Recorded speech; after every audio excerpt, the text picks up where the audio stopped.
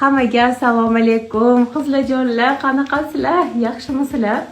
Navbatdagi uyimdagi go'zalliklarimdan biri.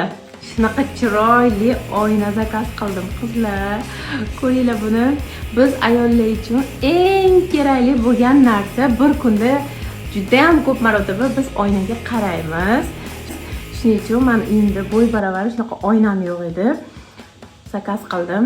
O'zimga mos so'zlarni yozdirib, kulib tursan, betakrorsan degan so'zlarni yozdirib, logotiplarimni yozdirib, chiroyli yana bitta go'zallik uyimga oldim. Qaranglar.